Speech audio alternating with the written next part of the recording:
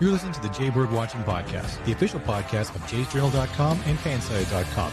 We are the official ballroom chat for everything Toronto Blue Jays baseball, from game highlights to rumors and all the stuff in between. Here's your host, Craig Borden, with co-hosts Jason Lyons and Liz McGuire. Now let's talk some Toronto Blue Jays baseball. Good evening, everybody, and welcome to a fun-filled evening of the Jaybird Watching Podcast. We are going to have so much fun talking Blue Jays legends and years of lore of yesterday. Jason Lyons, how the hell are you, buddy? You know what? I'm great, buddy. I thought this was a good idea when we came up with it, and it was funny to go and look around the interwebs a little bit and just sort of see what people have put up in the past, and then you start to have all these different thoughts about different Blue Jays teams. And my favorite was looking at some of the old Jays unis and just names that come up, like Alfredo Griffin. I loved that dude when I was in Ontario, so it was a lot of fun. It's good to sort of, start to see how some of these guys' stats actually played out, and a guy that you thought was pretty good, you find out was actually pretty crappy. But I think that's part of why we're doing this. And then, of course, we've got some early off-season madness, and we've got Tyson Paul this weekend, which I'm telling you. So just as an aside, before we get into everything, I think we should just lay a little bit on this Tyson Paul thing. So go for it. I've been following it for the whole time. I've been interested in seeing it because I hate Jake Paul, and I feel like anybody who gets as famous as these ding dongs have gotten, not doing anything, then if someone has the opportunity to kick your ass, maybe we'd all like to watch that. And I'm surprised at such a punchable face. Yeah, I'm surprised at how many people, like men, women, everything, are like excited to watch this fight. And I think back to like when Tyson was fighting, and is it just Mike that does this to people? Like, is it just the fact that he's Mike Tyson and he's a stone cold killer, and he bit a dude's ear off, and he's got a tattoo on his face?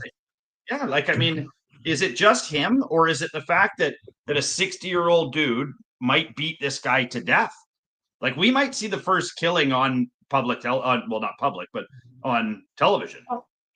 Yeah, as I say, internet provided streaming TV, just like our fun loving here on episode 434 of Jaybird Watching. But the only thing I have against the one fight tonight on that whole avenue is the fact that my family is big in WWE wrestling, right? That's my wife and my daughter's go-to show, right? So it's going to be a fight for what's going on the TV tomorrow night. But in the midst of that, I wish it was Logan Paul that was getting his ass kicked, because I just would rather see that. Beggars can't be choosers. If you got to beat one Paul up, at least one. Yeah, but does he go full WWE and come after Tyson with a chair after the episode? That's all I'm going to say. Tyson was on WWE back in the day, too. Just saying. Oh, yeah. It's all full circle, buddy. All of this stuff, and I often find it funny because I'm a wrestling guy too. I still watch AEW, I still watch Raw. I tape them both so I can watch them in pieces during the week while I eat my lunch a lot of times. So that's okay, cat's out of the bag. But I still really enjoy it, and I enjoy the theater of it. And I for years and years and years, people are like, "How could you even watch it?" And I'm like, "It's super easy to watch. Like it couldn't be more easy to watch. It's sports mixed with drama, mixed with a daytime soap opera. So it's super fun." Exactly. But I got my fingers crossed like this. Survivor Series is here in like 15 days. I was going to ask you. And I'm really counting on a friend of mine, the same friend that I got free tickets to the Canucks game tonight. I'm hoping to get some free ducats to go see that as well. So in the midst of that, how many beers are you paying him? What I do is I drive her son to hockey quite a bit. So, Anyway, cheers. Cheers. No Canucks. In the midst of the fun, though, I do think that there is something to that. But we're just going to have you on the other podcast that I'm doing now, the TC Random Fandom, to talk TC Random Fandom, baby. So, but that's a whole nother plug away. So on that, this is a baseball podcast. So let's talk some damn baseball. everybody's up in a roar of Juan Soto. There's rumors flying around that the Blue Jays have reached out to Luis Severino, of all people. How much fun would it be to see him come back and just take the Yankees to school and they're in the same division after they gave up on him? Yeah, I mean, I feel like he's a very interesting one. Again, he's one of those guys that I always liked. So it's always hard to watch Yankees do anything else but be Yankees. And when they go other places and be successful, or when you find out they're not total jerks, or whatever the case may be, then I think that you create a new persona for that person. But then I've always thought it funny when someone like James Paxton goes to the Yankees and immediately there's vitriol thrown at him, and you're like, Yeah, and he didn't change. that's exactly it. He didn't, like you look at some of these guys, Jazz Chisholm, where he goes there and makes some pretty bold predictions, even in bad situations. And, I think the baseball gods got them in the end for stuff like that. But, confidence killed the cat. And, or no, was that curiosity? Yeah, it was curiosity. I don't know what confidence killed. I got nothing. The Yankees is what they killed. It's 9 lives. It has 9 lives. But yeah, I mean, it's there's a lot out there. I was surprised that d'Arnaud got signed for the amount of money that they did, but I guess he's considered to be. Is he considered to be the best catcher in the league? Maybe up there, top 3, top 4, something like that. Yeah, I don't think he's the best, but to that point, you talk about what the Blue Jays could even doing. You don't know that we could be trained for a young buck and trying to get Kirky gone or something. Who knows what the fuck we're doing on the back, right? So it's all those kind of. Let's talk about them going after Jansen again. Yeah, and why not? Jansen's a great catcher. I agree. So, but yep, it is what it is, my friend. That's just what we're going to find out, I guess. That's why they call it the off season. That's why it's called the hot stove season. I'm just trying to write up a roster here because we're going to get to that in a minute. Look at my homework. Look at. Oh my God, the scribbles. Why doesn't it have like your schools back in the day when you wrote like Van Halen and shit all over it at the same time? I know. So I'm just trying to get a count on all the wonderful position players here because Jason, enlighten the Blue Jays fans to what the fudge we're doing tonight because this is going to be a fun one. I think there's been some talk. I've actually had some text messages from some of my friends with some offshoot and some really good calls. So what we're looking at doing, everybody, is we are putting together our ultimate Jays lineup to this point. We are going catcher through right fielder, including a DH and a starter, or that's what I assumed we were doing. There'll be obviously honorable mention along the way. If you guys are on Twitter, rules. What's that? I got ground rules. Yeah, whatever. I mean, yeah. So if you're on Twitter or if you're on what's the other YouTube and you're live, by all means, please put your choices into the comments. If you think we're wrong, which a lot of people will, put it into the comments. We want to be able to put those up and have those discussions. That's why we're having this discussion. I think one of the interesting things that I found was that I was really struggling to find what I would consider to be new Jays in the consideration of the conversation. But I'm going to leave that for when we get into the deep end of the pool. Funds. So in the midst of that whole thing, like we were talking about, this is going to be very interesting. And what I was planning on doing was filling out a whole 26-man roster. So I have the whole thing here. We're going to go for, every position player, including DH. I got 5 bench spots, 5 starters, a long reliever, some middle infielders to set up, and a closer. Jesus, we'll be here till Wednesday of next week. This is why we're going to rifle through it. So in the midst of this, there's some easy ones in here. So we're not going to have too many lawn tosses. So let's start behind the plate. Who, in your opinion, is your favorite catcher or your best catcher in Blue Jays history? So those are 2 different things. My favorite catcher is Pat Borders. Now, that being said, the best catcher the Jays ever had is Ernie Whitt. He is the all-time, I mean, based on WAR and a whole bunch of other things, like he is way up, not only as a catcher, but as a player for a number of stats. He was an absolute wall behind the dish. So He's my actually in our vote, top 24 WAR guys in Major League yeah, Baseball history for Blue Jays. I That's know it's interesting. crazy. 19.2 career. So Ernie is my choice. I mean, obviously, there's a few heart choices with with the I would say the new guys would be heart choices like Yeah. Pat Borders. I do like the catchers that we had. I like Danny Jansen a lot. Just as a guy and as a catcher, but I think it's got to be Ernie Witt. Mm. Yeah, but when you look at the Blue Jays tenure, we've had some great catchers. You know, for every one of those two guys like you just mentioned, we have an awesome season from somebody like John Buck. We have a Darren Fletcher, Josh Phelps, all those kind of Josh guys. There's Phelps, yeah, he was, yeah, so many animals behind the plate. JP Arancibia had a great yeah. 1 year. But I think it would be hard pressed for Blue Jays fans to be arguing with you on the fact that it's either Pat Borders, Ernie Witt, or I'm going to throw one out we haven't mentioned here, and Russell Martin. Did he have the best season Russell, with Blue Jays? But go ahead. I thought about putting Russell in there, and he's Canadian as well, and so there's a lot of things going for him there that I thought, and he ended up having a decently long career after, like he continued on from the Jays and played I think 6 or 7 more seasons, I think. But I mean, this one, there's 2 positions on the team that were really cut and dry for me, and the catcher was one of them with Ernie Witt. Yeah. I agree with you. I vote for Ernie Witt. It is a very close second with Pat Borders, and then Russell Martin, not terribly that far off either.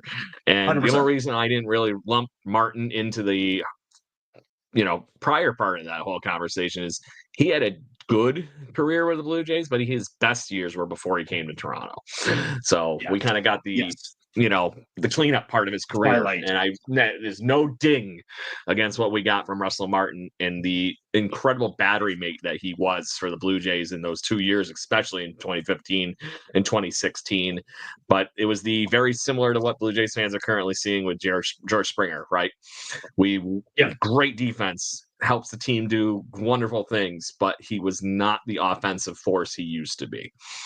We should, before we get too deep into this, we should also mention to the fans out there that haven't seen it, the Blue Jays won a team defense Gold Glove this year. Now, I loved your comment that it didn't keep them out of the toilet or not making the playoffs, but I mean, that's a big deal. It really is. Like when you look at the teams who have won it, the American League, Golden Glove for the team defense, they're good teams. So, I mean, hats off to you for that. 100%. And I agree with you. It's to be celebrated is a wonderful thing, but dear God, that was the only thing we get to hang our hat on this year as far as awards. Great. We won a bunch of Gold Gloves. Yeah. Vladdy, we'll see how he finishes in the MVP racing. He got a Silver Slugger the other day, thankfully. So that was a nice win as well. So, but to that point, let's use that as a transition here, Mr. Lyons. What the hell we want to do at first base? Oh, this is one that, I mean, I could debate the 4 or 5 guys that we're talking about as being the top dog, no pun intended, at first base. I feel like if I was to just narrow it down to 2, I'll give you my grouping. So I think narrow it down everyone to 3 because I think that's how we're going to pick our bench. So my 3 then would be Carlos Delgado, John Olerud, and then the crime dog Fred McGriff. Those would be my 3. Yeah. So you're not even counting Vladdy in that situation. No. And is it Vladdy will? So just asking. Explore Vladdy later. Okay, so that's your picks. I cannot argue with you on that, and a lot of that is just for the fact that those guys all had crazy careers, and the only thing I'll give you, in contrary to those 3 gentlemen that you had, and this is why I'll push Vladdy into the conversation at this point. I know we'll talk about him in other places too. Fred McGriff didn't do his best baseball with the Blue Jays. Fred McGriff became a Hall of Famer post Blue Jays career. Loved him as a Blue Jay. I always picture Fred in the powder blue uniforms. There's not even It's either that or an Atlanta Braves when he finally won his World Series. But to that point, that's why I put Vlad currently up to this point on par with Blue Jay career Fred McGriff. And that's my catch. Yeah. Thoughts? And I would, again, I've got right on the side here, I've got Vladdy on the side. I just feel like, I mean, even if we narrow it down to 3, we have to squeeze Vladdy into that. Like you're looking at 2 of probably the better first basemen to ever play first base in Delgado and John Olerud. I mean, it's yes, defensively unbelievably, offensively unbelievable, both of them. And I mean, any team would be and I mean, I think we only had Delgado for, what was it, 4 seasons? Oh, we had Delgado forever, guy. I mean, it wasn't his entire, but his impact. He's the 5th best WAR in all of Blue Jays history. I know. He was unbelievable. With us. He played for us for 11 seasons because you count really? His rookie season was, well, technically 10. Yeah. Okay. Yeah, technically 10 because 93 he played a whole 2 stellar games at the end of the year. His rookie season was allegedly 1994. And he played all the way with the Blue Jays until and through to 2004 season, which was injury riddled. Yeah. I mean, I don't know. He's a stud among studs. And very underrated. Like, I mean, he is not very often spoken about when you're talking about MLB superstar first baseman, and he should be in that conversation. To me, I gotta put Delgado as the winner. It's just because this guy carried that team for that era that we were literally just talking about. Carried it. Years. And he was a constant professional. I'm looking at his baseball reference page right now. He played 2000 and 2001. He played all 162 games. And you have heard me go on show many and many times that Delgado rightfully won the 2003 MVP with Alex Rodriguez being roided up. Period. He had 145 RBIs that season in 2003, guy. I know. It's fucking ridiculous, to put it bluntly. So this is what I'm talking about. This is why this was so much fun.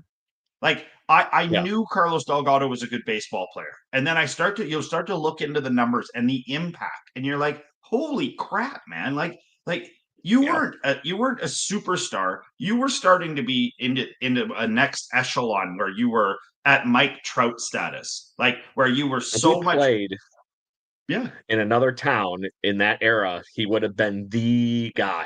He would have been all over Sports Center, highlight reel after highlight reel. And I'm not doing this as a ding against the Blue Jays. Obviously, I'm a fan. I host a Blue Jays podcast. But that era of Blue Jays baseball is known as the dark era, right? The Angry Jays.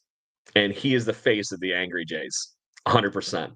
And the horrible toothpaste tea. So, but I cannot say enough good things about Carlos Delgado. He's still one of my favorite players of all time. A career 280 hitter, 473 home runs, and 1,500 RBIs in his career. There was a 7-year run, Jason, where he didn't have anything less than 100 RBIs. And then he just missed it by 1 RBI in 2004, his last year with the Blue Jays, and then continued to add 3 more 100 RBI seasons in 5 seasons to end his career. Wild. I don't know. I love John Olerud. Let's talk the flip. Yep, I'm going there next. Go for it. I love John Olerud, but I mean, I don't think anything compares to that. I mean, it's next worldly what he was able to do on shit garbage teams. And I mean, you can be a superstar for a while, but you can't be a superstar forever on teams like that. And that's what you're starting to see with Mike Trout now. Is Mike Trout was able to keep his head above water for a while, and now that he's the only, he's the big dog on an awful team, he is, he is what he is. He's a normal player now. But back to Johnny O, right?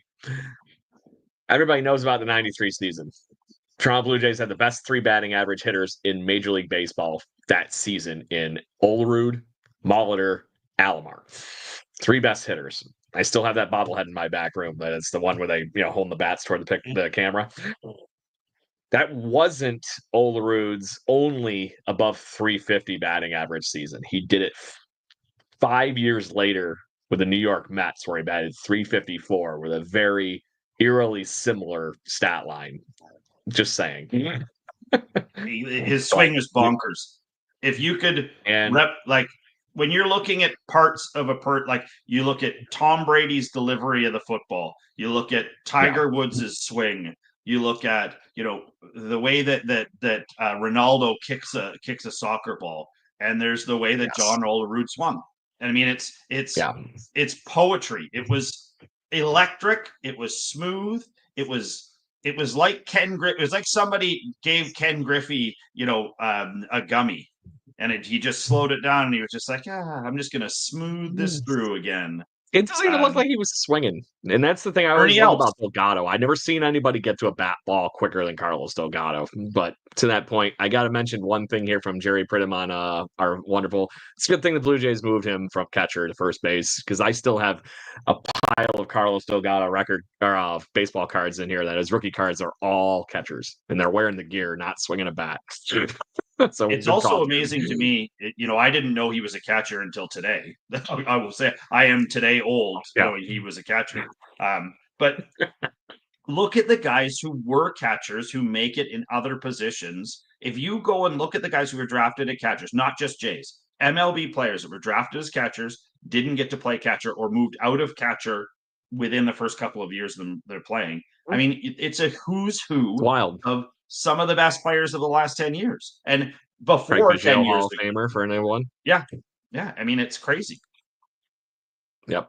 So let's move on. I think second base is actually I'm locked with Delgado, because to me, you look at these guys that are on the we'll get to a lot of these guys, but there's only one hitter. No, sorry, I take that 2 hitters, and one of them played for the team for an eternity. So I'm not shocked. There's only one hitter that has a better WAR in Blue Jays history in their time in a Blue Jay uniform. And we're going to get to him. So I'm not going to say it yet. I'll tell you when we get there. So anyway, I agree with you that if you were looking at first base, top 3, Delgado, Olerud, McGriff. And then Vladdy and McGriff are kind of in that interchangeable ballpark 100%. Right now, I think in the long game that Vladdy's going to eventually beat the 19.4 WAR that Fred McGriff managed to accumulate in his time as a Blue Jay. So we'll see. Anyways, let's go to second base, because there's actually not a ton of second basemen that make the high echelon here. And let's not joke around. There's just one. Yeah. Yes. As much as I might not agree with his social circle these days, and all the other horrible that's attached to it. Roberto Alomar, my childhood hero, is unfortunately not a great role model anymore. That happens.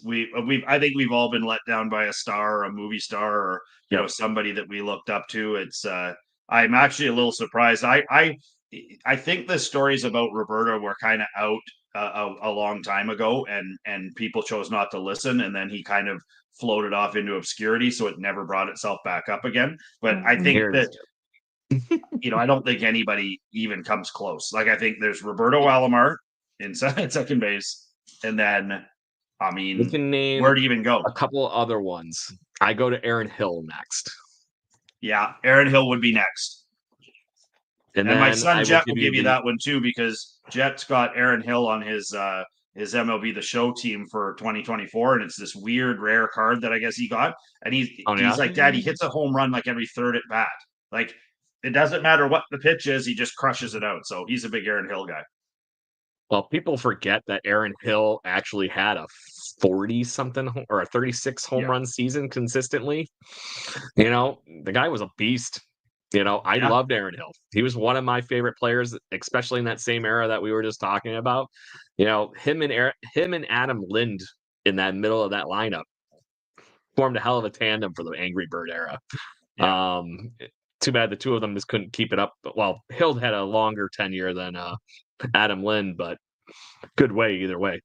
The only one now, and then the only other person I can think of after that, Jason, I'm looking at like somebody like Orlando Hudson, O-Dog. Yeah, my fan favorite. Yep. And there's a few of them in here, like when you dig down into the deep waters. But I mean, I don't know that we can argue that anyone's even close to Roberto Alomar. I think that is far. Correct. I will, and I just think it's funny because I'm looking through all the, the baseball reference page for the Blue Jays, period, right? Orlando Hudson actually was the top offensive player for a Blue Jays season. 2004, we were a stellar 5th place with 67 wins and 94 losses. So that gives you the brutal level of what that lineup was in 04. Everybody was hurt. Yeah. So tis what it is. That was the year we lost Halladay, like to the line drive right off the shin. Fractured his shin. He was gone for most of the season. Yeah. Anyway, let's go to the other side of the Keystone, my friend. This one's going to be an interesting one. I think we have the obvious favorite, but there is some levels of war and fun stuff here at shortstop that everybody kind of. No, we're going third or shortstop. Okay. Go around the horn. Okay, so you start with yours, and there's one. There's very few guys who are as liked as this guy was in all of it's not just Blue Jay baseball. Read stories about this guy's kids. If you don't know who Tony Fernandez is, read stories about him. Find out about Tony Fernandez. Tony Fernandez, like Ozzie Smith, had more fun playing baseball than anybody did doing anything. The guy flippin' loved it. He was so good. And he had the respect of every one of his peers, every one of his teammates, everything you read about this guy, that he was just just the absolute goat of dudes. And we lost Tony, 2 years ago? Did he die 2 years ago or 3 years ago? It's unfortunately been longer than that, man. I can't remember, but it's been a bit. But maybe either it was way, 2002. Anyways. It like I don't remember how long it was, but it's been a bit. It seems like yesterday because I have so many fond memories of watching Tony in all 3 tenures of his Toronto Blue Jays. Yes, uniforms. 3 times. One of my happiest actually memories at my cottage with my family and my grandparents had a cottage on the other side of Lake Ontario here from all you guys in Canada, but we used to get one of the reasons I became a Blue Jays fan was because we would always get the radio feed because, on nice, beautiful days, like here in Rochester, New York, you get Canadian radio over the lake. And so we would be listening to the Blue Jays games. And that one of the games we were listening to was after the Blue Jays game, the Yankees were playing. And that was a time that Tony Fernandez was actually on the Yankees that season. And I got to listen to him hit the cycle on the radio. That's still one of my favorite things that I ever got to do. So awesome. Yeah. But the funny thing is, if you look at the cumulative stats for Tony Fernandez, the reason he is the 4th best WAR player as a Toronto Blue Jay is because of the ridiculous tenure that we were talking about, Jason. If you look at career accumulated stats, he actually is not terribly far off from a lot of the shortstops that had some better runs in Blue Jays history. You look at, I actually have Bo Bichette on my list because he's had so many years that he had led the American League in hits. What I mean? It's that kind of a thing. But for everybody like those 2 guys you have just Alex Gonzalez, Russ Adams. Yeah. Just all these guys that you throw in. Manny Lee is a guy I always remembered playing short as a guy that I liked. Yes. And then one of my favorite names at all time is Alfredo Griffin. I mean, that guy, again, very similar to the guys, just tons of character, tons of pizzazz, always whooping it up with the fans. He was just a good dude. And I watched a lot of baseball at in Toronto. I was that's where I lived. And he was one of the names that stood out as being just a dude. Like he'd always throw a ball. He'd always hang around for autos. Always. He was just a great guy. I think the guy we're leaving off that, which is a bit of a controversial one. I feel like he's a real there's another one at third base we're going to talk about, but is Tulo. I mean, Tulo. Troy Tulowitzki was, excuse my French, but a fucking amazing shortstop. Like, I mean, when he came from the Rockies, I was kind of like, I knew he was okay. Like, I knew he was good, pretty good defensively. And then he seemed to flip a switch with the Jays to become even better defensively. And I still remember, and this is one thing I'll always remember about Tulo, is he had the same glove that he'd used since he played Little League. He just got it restrung a million times. So cool. And he broke it. He broke it in a game, and he took it into the dugout. And I remember them looking at it, and you could see it was irreparable. It was done now. It had finally had its last kick at the cat, and he came out for the next inning with a brand new glove, obviously that he had worked in. And the first ball that's hit to him, he pooched. And I don't know if he did it on purpose, just to get the bad juju out of the glove or whatever it was. But he, you never know, right? You never know what these guys are super weird. So baseball it's one of those game things. Of superstition. Yeah, I mean, I liked him, and then I hated him when he got traded. He was such an asshole, and he made such a loser. He was just turned into such a loser, and that's too bad. Oh no, you hit a home run off of some spring training, and then you couldn't stay on the damn roster in New York. So Tulo gets honorable mention for me, but I mean, it's Tony Fernandez. This one's an easy one. Like I said, all those other guys, I love all these. Yeah.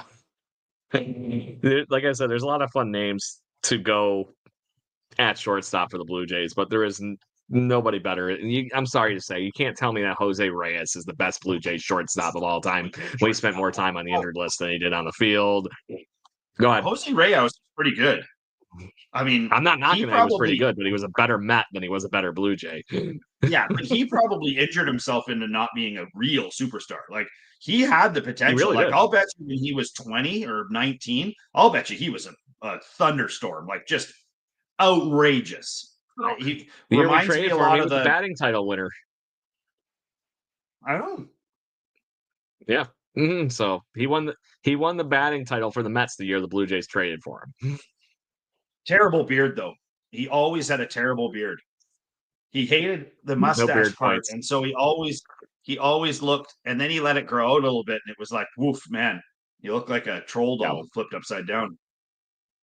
Yeah, and to your point on the Tulo thing, so I have Tony Fernandez, Bo, and Tulo written down for the top three shortstops. So just nice, easy, not a big deal, right? So let's move on to third base, and third base has got a list of names.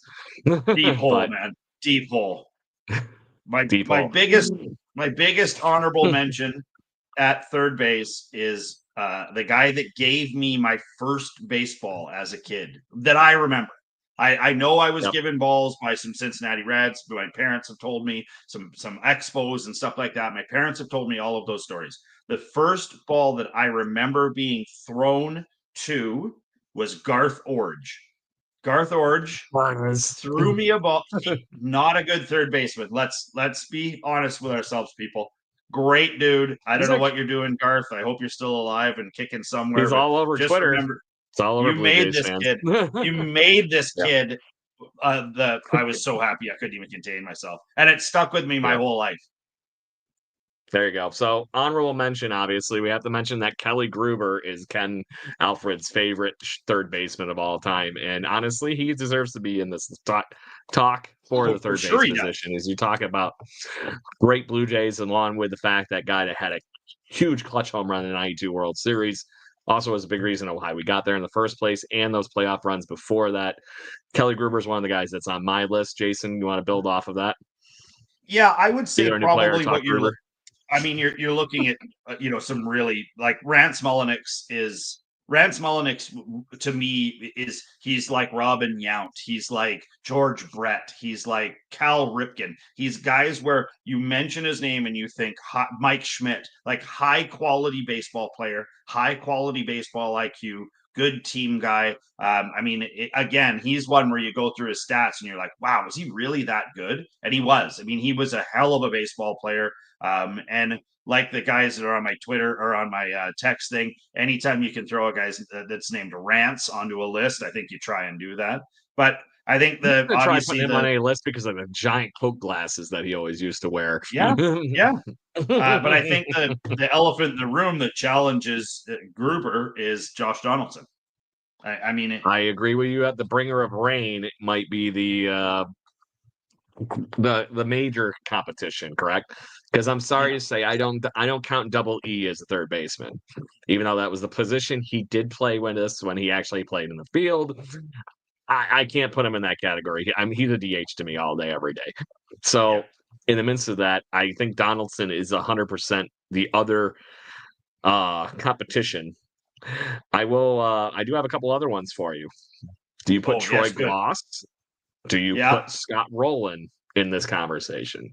Both of them were on my list just below as the two below. And here's the funny one. So again, I put Vladdy in at the bottom of that list. Now, I know he's a better first baseman so far than he has been allowed to be a third baseman.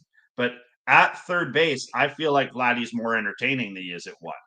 Now, so you're squeaking Vladdy into your roster here as a third baseman. I'll get him in here. I'll get him in later. Don't worry. Okay, no worries. But to that point, if I love Josh Donaldson. I love Troy Gloss too. And I was a huge Scott Rowland fan, but not as a Blue Jay. I loved him more as a Philly. So I want, as much as I want to pencil in Donaldson just because of the the MVP season. If you look at the collective awesome that is what is a Blue Jay fan, I really think that Kelly Gruber is the owner of that. But it's hard to argue with the fact of the ridiculous amount of WAR that Donaldson really generated as a third baseman in that few short time. He was a 19.5 WAR in the 3 years he was a Blue Jay, Jason. I know. It's nuts. And the thing for me, when you're putting together an all team like this, if you were putting together an all Yankees, you would include Jeter and A-Rod. But when you start to look at the person, you start to think to yourself, you know what? Maybe we leave A-Rod off because he's a total pile of crap. Maybe that's what you do with Donaldson. Like Donaldson has proved, and I don't know, there's not a lot of stories from that time when he was a J about how he was, but there sure were a lot of stories when he left pretty quickly about the way he was in New York, Milwaukee, and then moving on into New York, and Cleveland for 5 seconds. Yeah. So it's we have a late entry. Tony, we have a late entry that I think. Yeah, as I say, go Jeremy. I was getting there. You beat me to it. Not just the most awkward swing in Major League Baseball history, but honestly, one of the biggest mashers in a Blue Jay uniform in a short time span. This guy was a monster. Savage. So, shout out. Awesome. Well played. But Jeremy's killing it tonight. Jeremy's on fire. Gonna have to get him on and just have him talk with us.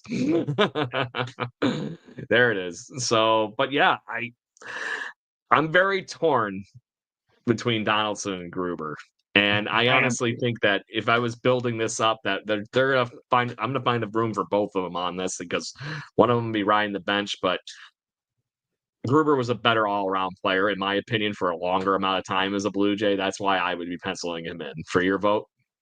My vote would be for Gruber because he stood and talked to my grandma at a Vancouver Canadians game while he was on the field and got himself into trouble with the manager because he stayed to talk. He was trying to let her get down past the kids, and he stood and talked to her while the manager was trying to get them in and talking, and he got himself in trouble. I have a picture of it. I'll send it to you so we can put it up one time. As I say, that sounds like a post that's waiting to happen. Forever stands as just a quality dude. He was great when he was here in Vancouver. Everybody knew who he was. The stadium was packed with people wearing Gruber jerseys, and they just wanted him to get back on the field and get playing again. And I don't think he ever did. I think that was his swan song, was here in Vancouver. Not in the same fashion, unfortunately. Yeah. But Kelly's my vote for sure. Yeah. So, like I said, I have a strange feeling Donaldson will make our bench line up here in a minute, but we got four more starting positions we got to do here. And this is where it's going to get very complex and very crazy because the fun part about this whole thing is the pitching we're going to rifle through in 5 minutes. It's pretty easy, I think, once you look at the pitching. Yeah. So, we got 20 minutes. Let's go. Outfield, right field. Or let's just I don't even care if it's specific to Blue Jays player uniform pieces. So let's just rifle it through here. There was one outfield in a full general that could actually make this list itself, and that is the Drive for 85 team. Lloyd, Mosby, Bell. Those 3 guys right there could be a vote in one direction or anything, and I would say that's a sign of a generation there right at this point. Jason, knock down that team for me. I mean, I think that, like as I went through this, like we have had some really, really good outfielders. It's a murderer's row out there. So the ones for me, for right field, I'm looking. I think I have to go with Joey Bats. I think Bautista has to be my number 1 pick.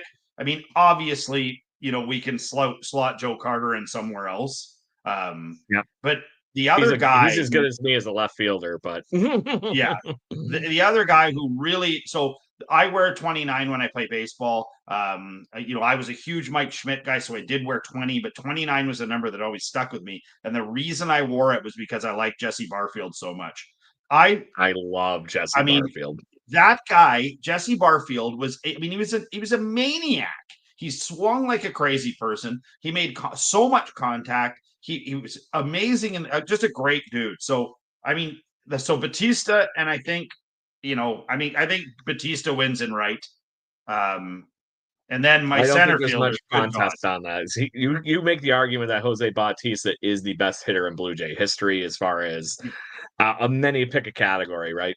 He is the gentleman that I mentioned earlier above Carlos Delgado, outside of Tony Fernandez in WAR for the Blue Jays, is Jose Bautista. He is our 3rd best player according to WAR in in Blue Jays history. He's basically when you look at the face of the franchise to this point, it is him. Like you could maybe say that Dave Steve or Holiday, or there's a few. Now Vladdy is obviously the face of the franchise. But if you take the Blue Jays and you just go to 50 states and you say, what do you think of when you think of the Blue Jays? Oh, Jose Bautista. You know what I mean? Like Correct. it's what they associate around the world for a reason. Right.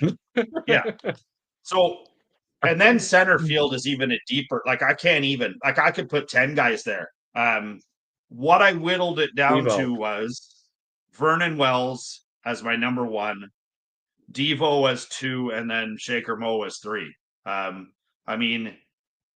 Lloyd Mosby. Pretty damn impressive center field right there. Come on. And I know that the fields are interchangeable, but I tried to keep this as to where they played their most positional stuff. And then I feel like there's one left fielder that kind of runs away with the whole thing. And I think you would agree that it's George Bell. Comparatively, you're kind of looking at what, like Shannon Stewart next, and then maybe KP. You want to know somebody that actually came up on my list when I was just goofing around that I was shocked that had the WAR that he actually does in his generated time as a Blue Jays? All you hear is he didn't really ever pan out as a Blue Jay. He made better after. Alex freaking Rios is in the top 24 WAR of Blue Jays history. He has a better WAR than Shannon Stewart, Fred McGriff, Josh Donaldson, and oddly enough, somehow Roger Clemens. Think back to when Rios was playing out there. He was he was so consistent. The guy got after. He was a machine, and he played well in the field. I was always amazed at how good he was for how quiet he was. Just a great baseball player. Yes, but I do think that there is not too many comparisons in the fact that you got to put. I have to put George Bell, one of the only MVPs this team has ever had.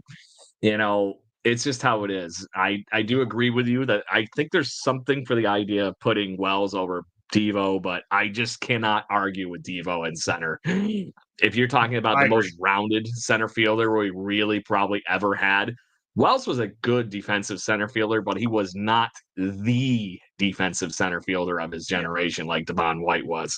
I can agree with that. So I think we're going right field Jose.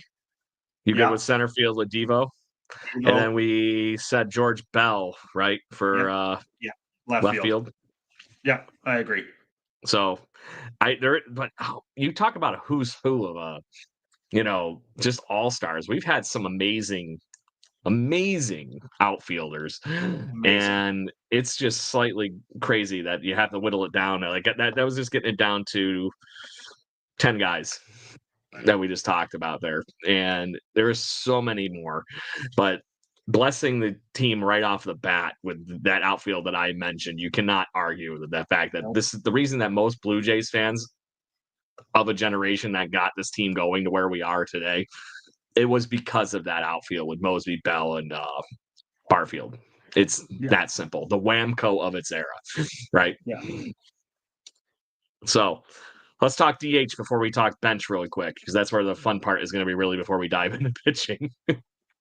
I mean, I think DH is a 2-horse race with John Olerud sitting in the side cart beside. So my 2-horse race for DH is Edwin, obviously, and Vladdy. I mean, I think this is where the argument can be made for Vladdy to be, you know what I mean, where he is head and shoulders above of the majority of people we would be talking about in this situation. Fred McGriff makes it into the conversation but I don't think he DH'd until he left the Jays. So yeah, but I'm gonna give you the wild card in the out here. They don't have to be somebody in the DH spot that actually is a true DH, but I do think that you talk about EE, he is 100% a true DH. I don't think he fits over anybody in any of these positions because he places in first base or third base. So if you're going to put him in, EE's a bench player or he's on the DH, right? Vladdy, I will give you that he qualifies for a DH and a first baseman. But to that point, you have to talk about a bat off the bench, man. There you go. Right? Because like I said, I have 5 bench spots because I think that's where the interesting part is going to be in this whole thing. But we didn't talk about, funny enough, Jeremy fucking coming in hot again. I'm putting it up on the board here. Jeremy, come on, you're killing me, man. Cecil freaking Fielder. So that's right. But I forgot. And he was a DH for the Blue Jays because Freddie McGriff played mostly the first base. It was the tandem back and forth. I would make the argument, as much as I loved Cecil Fielder, his best years were in Detroit when he's hitting the ball out of the literal ballpark in Detroit. Yeah, it was. I mean, Cecil was a special person. And just to be, I'm not kidding with that, everybody. If you want to look up the craziest video on a home run ever, you look up Cecil Fielder hitting the ball out of old Tiger Stadium. It hit it over the roof and it landed on the damn street. Yeah, there's 2 people. It's so funny you would say that. I was just watching a video of it. And there's only 2 people that have done it. And both of them hit it into the lumber yard across the street. It was Cecil Fielder and I can't remember the other guy. It'll come to me though. And it was a pitcher who was in the box who was talking about the longest home run that was hit off him. And he's like, oh, it was this one. Oh, you know? And he's like, oh, yeah, it still hasn't landed. And I think it actually might have been an old Blue Jay because he hit the longest home run in the Sky Dome as a athletic. You know who I'm putting down here? Who was that? Jose Canseco? Josie? Yes. Jose Canseco, until Mark McGwire topped it for the longest of times, had the longest home run ever hit in Blue Jays stadium history.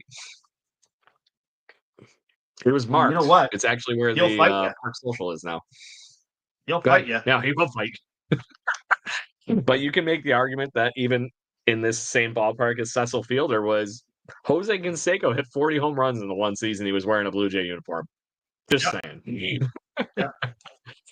David Segui. Brad Fulmer. Now I'm really going out. So my vote's on EE. I really think so. Yeah. All right. So to me, that automatically turns around to our 5 bench spots where I'm just going to write Vladdy in because I Yeah, don't think there's any arguing in the fact I that think you Vladdy put makes a Vladdy and spot. Donaldson. Vladdy and Donaldson go in Donaldson. 1-2. And So I then think I'm you're going to hard. throw the other guys that we were talking about here that we were just missing in that whole thing. I think that puts Joe Carter in. Yeah, that was going to be Yep. my next one. And then I think John Olerud.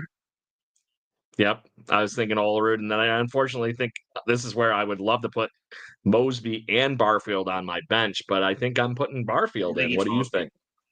What's that? Do you think Mosby? Yeah, Mosby or Barfield? Well, I mean, they were such a similar player, but I just think Shaker was and a great nickname, Shaker Mo. Like, come on, just fantastic. I just think that Lloyd Mosby was a more rounded athlete. Jesse was a great baseball player, and I love him, but I think the Shake is the right choice for the 5th spot there. And if you're trying to build out something as far as a team, those 4 guys that we put on the bench before that have 0 speed.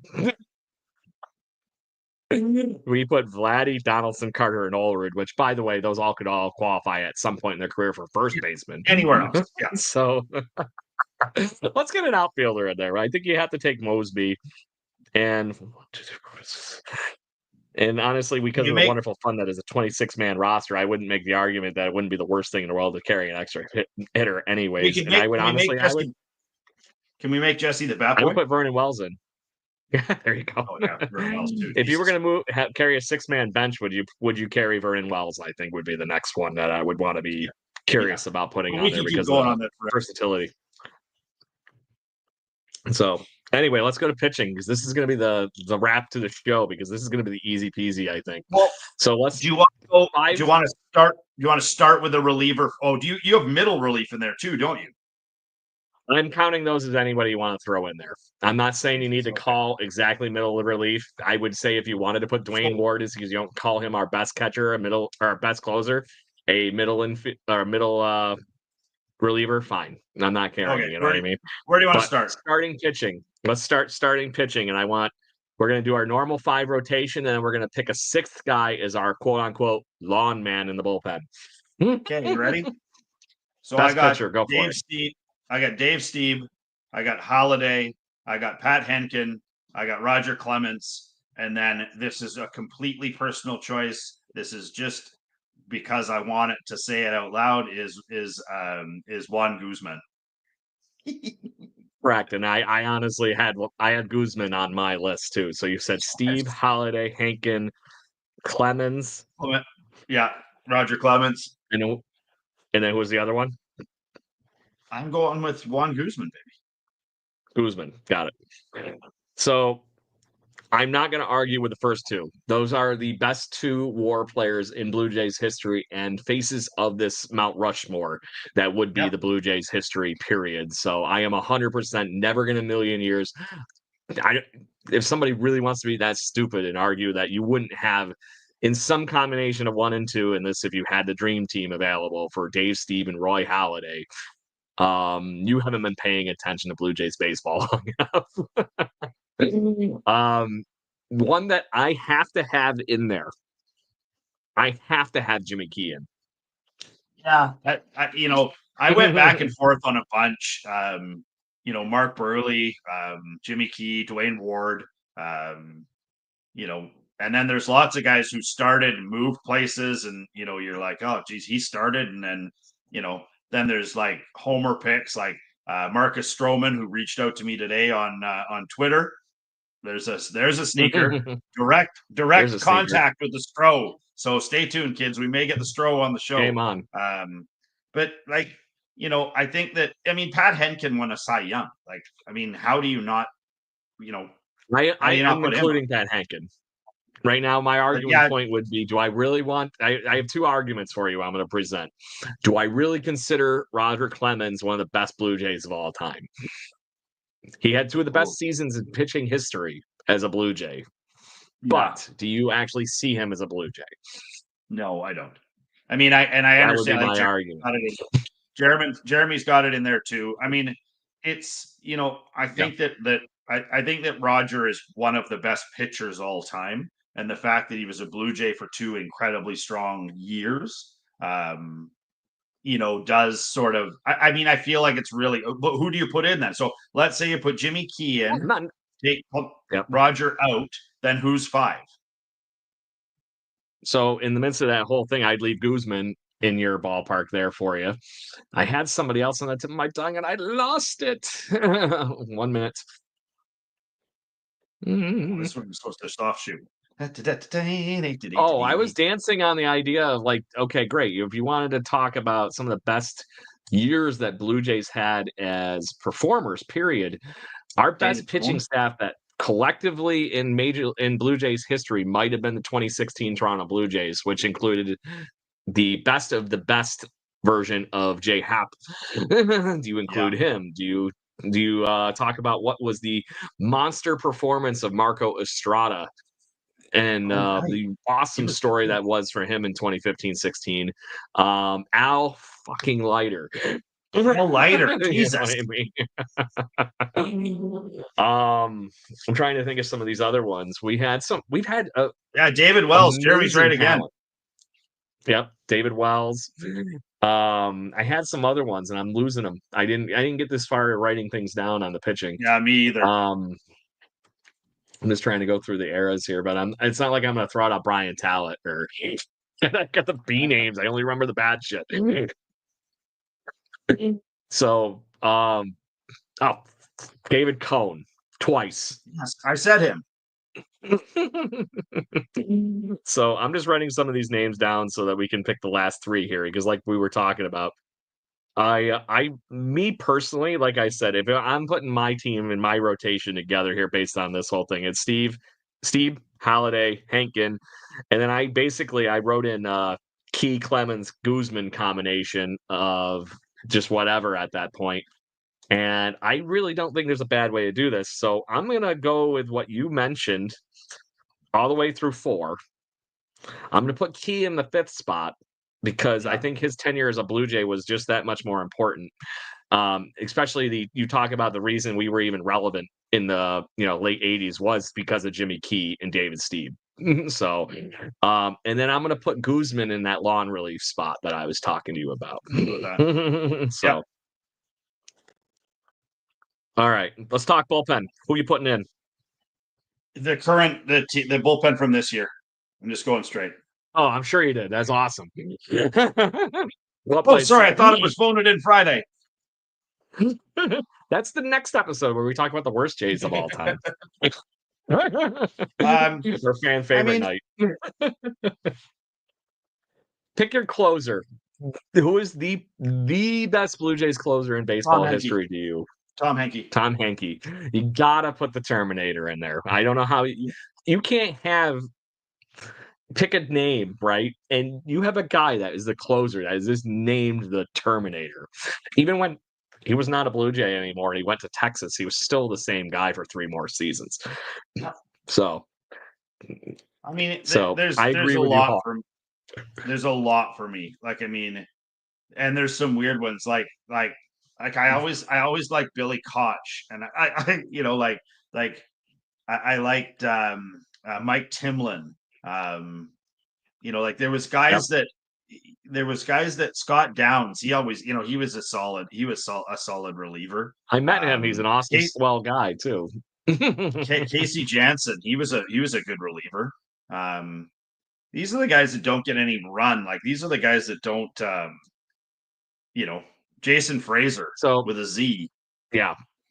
And I know I rag on Frazier a lot in this show. He's my go-to. My biggest problem, I loved watching him, but he always found a way to get into trouble, but he always got out of it. It was one of those things. It's just like, okay, I walked 2 guys, then he struck out 2, and then he finally got the 3rd out. So it was one of those stupid Brandon things. Morrow. So Brandon Morrow, the guy that we didn't talk about as far as a starter. How about, if you're going to pick a guy that, like we were talking about, perfect setup for the Terminator, you're getting the Henke, 8th inning, peak part of the lineups up. Who are you throwing out there in those gang that we were just talking about? Is it Koch, or are you gonna? There's one other mention you haven't said here as far as a guy that led us to 93. I was a big Koch. Who are you thinking for 93? I was thinking Dwayne Ward. I didn't hear anybody. Yeah, say Dwayne Ward. I mean, he was unbelievable. Yep. Mark Einkorn was another great one. Yeah.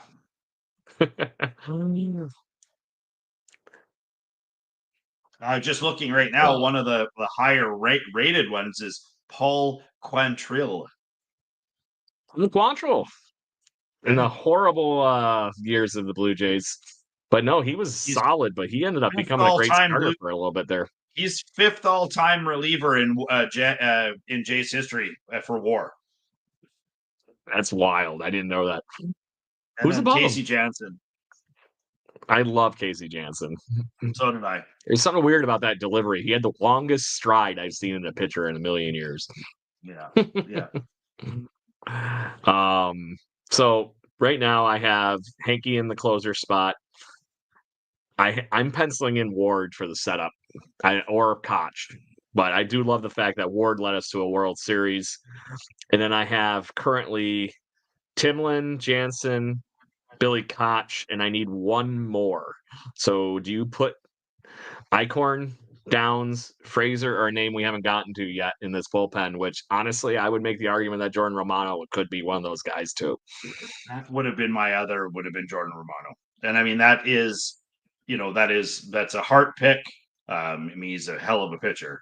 But I would be willing, and I don't think people would be up in arms if you put him in there. No, because you're talking about this 10-year Blue Jays fans here. The problem is I can't put I would say Osuna for 2015-16, but he went off and fell off a cliff so bad. So bad. The window was so small. Romano's had a longer tenure than Osuna had. And it's been just as good in that 2-year window and some. You could technically put David Wells in that bullpen. But right now I got, like I said, I have one opening, and the names I've written down are Romano, Eichhorn, Downs, and Timlin. Throw a dart. I mean, you're throw a dart. Let's appease the new kids and the younglings. Let's put Romano in it. So just so we can say we have one current player in there outside of Vladdy. Fabulous. Damn, guy. We have a list. Yeah. No.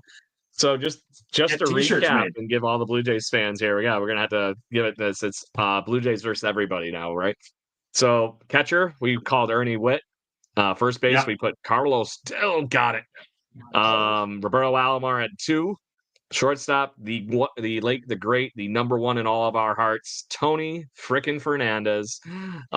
Third base, fan of Ken Alfred and one-time mention per show, Kelly Gruber.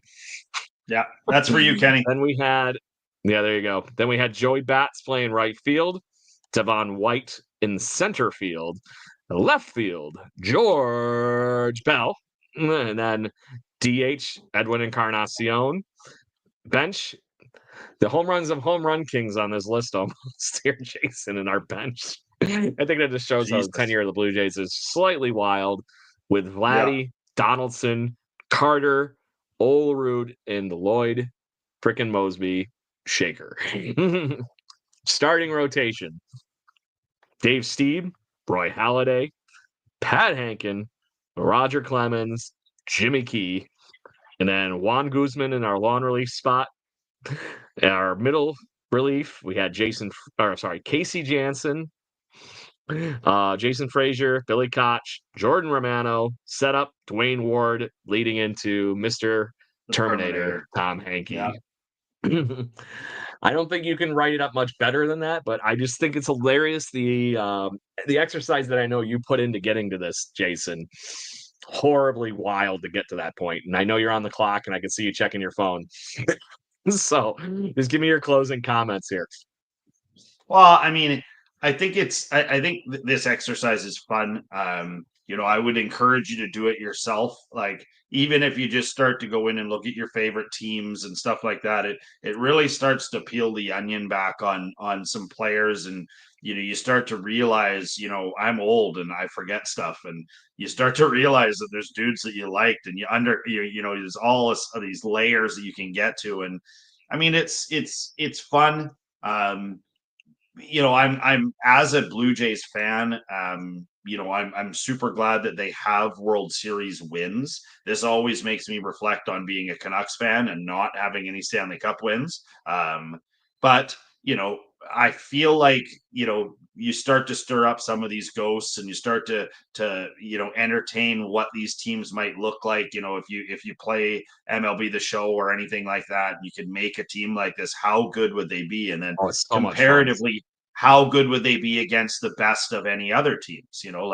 Like there's some teams out there who have a lot of tenure, who, if you were to do this, you'd be a little underwhelmed, I think, in some positions, where the Jays have had a real wealth of talent at pretty much every position. I mean, I know, there was a few where it's like, it's just Roberto Alomar, but it isn't when you start digging out down underneath it. It's correct. For this show, that's what it is. But I mean, it was fun. I enjoyed doing it. I would do it again, if we even removed these guys and then did it again. Like, you can't pick these guys, or the 90s generation. You and I, you're sneaking into my back. You're sneaking into my backlog here on what we're going to play around with this off season, guy. Don't jump ahead. Stop reading off my notes. I won't. So, Jason, I know you got to go here in a few minutes, but obviously duck out whenever you have to. But I wanted to be that person, as we did get a lot of fan submissions for this, so I wanted to show a few of them here before we go too far here on our fun. Is Twitter X. Our friend the Heck submitted his lineup: Goat Jays, Borders, Vladdy, Roberto, Fernandez, Donaldson, Carter, White, Bautista, Encarnacion. Heck of a bench. Heck of a starting pitch in. I love that he snuck Robbie Ray in there. Oh, tight pants McGee. Yep. Joe Biagini. There's a fun one. Awesome. Jason Grilly Cheese. Still one of my favorite stupid jokes for our podcast handshake that I think you played with a little bit. I think I told you that I started a game with some of the other podcasts where you pick two Blue Jays people and you name the podcast they do together. My favorite one of my favorite ones, is David Wells and Jason Grilly, and it's called The Boomer with Cheese. Yeah, that's awesome. But and then there's another name we didn't even talk to in the bullpen. Freaking Brett Cecil, one of the best lefties we've had in our bullpen. He was good too, yeah. So, see, that's why we do this. So shout out to our friend the Heck. Cheers, buddy. Great having you as always. And then obviously you've probably noticed that Liz McGuire is not here this evening. If you haven't, we might have, noticed. Good luck on your job interview tomorrow. And on that note, her fan submission was the 1993 World Series champions, period. See, that's what we like about her. She's simple to the point. I did have a couple of other ones. Let me bring them up. Yep, Chris Keith here brought in, very similar to what we were talking about. He did put Pat Borders in, so there was that piece to it. So he CC'd in here on the the fun here from our friend the Heck. But very similar to a lot of the things we did. He snuck Mark Burley and Jay Happ in there, and a few of the other guys, and also had Dwayne Ward in there, and Tim Meza throwing in the lefty. We had to make sure he got him in there. There's an argument there for Tim Meza. Really, if you're picking straight middle relief guys, solid. You got to have a lefty. Not so much recently. I think we could find one. Yes, we'll find another lefty. Get him the hook. We didn't talk about Paul fucking Molitor, man. Yeah, I know. And I had Molitor on like the list like 3 or 4 times. Like, he may have to be a bench guy. We may have to revisit that. Yeah, a bunch of my buddies. He could fill that. Yeah, I mean, it's Paul Molitor was a stud. Yeah. Old buddy of mine, Chris Henderson. Cheers. Hope everything's going good on the country music circuit, my friend. But yes, this is a very sneaky lineup too here as well. And he agreed with us wholeheartedly on the fun with the starting rotation. He did have Icorn in there. Garcia is a nice pick. There's another starting pitcher that popped into my head here. Calvin Escobar. Yeah. That same year as Billy Koch had his real breakout, Escobar was the stuff. He was. But that's a hell of a lineup, Mr. Henderson. Good job, Mr. Baseball for Brains. Nice to see you're still doing a good job with your writing. Did I have anybody else? I think I had a few others, but those are the ones I had blatantly right in my the Twitter feed for us to jump into. So thank you everybody for the fan submissions. Make sure you got your shout out. That is the point we're here, right, Jason? Talk to Blue Jays fans. Stir up the pot. That's what we are literally doing tonight. We're going 2015 on this. Just get it going. So, all right. I'm going to let you go. Go Canucks. So Blue Jays fans, thank you very much for tuning in. Keep this conversation rolling. We want to hear all these fun things. We can't be right about everything. There's got to be something you got to pick apart. So give us who your fans are, or your legends are, and give us the shout outs and have some fun. Jason, you have anything you want to add before I do our normal sign off and you run to hockey? Nothing. Rock and roll, baby. Rock and roll. All right, Blue Jays fans, we'll be back here at 7 o'clock Eastern time, 4 p.m. on the West Coast. And on here on Thursdays, we're here having fun all off season. Make sure you join us. We will have more goofy things like this, and we will enjoy what we have going on in Blue Jays news, hopefully, in the near future. Yeah. Wink, wink. Check out Craig's other podcast. Yes, make sure you join us on Sunday evenings at 7 o'clock Eastern time, 4 p.m. Western time. And, you make sure you join us for all things nerdy. The first 2 episodes have been very entertaining already, Jason. TC, Random Fandom.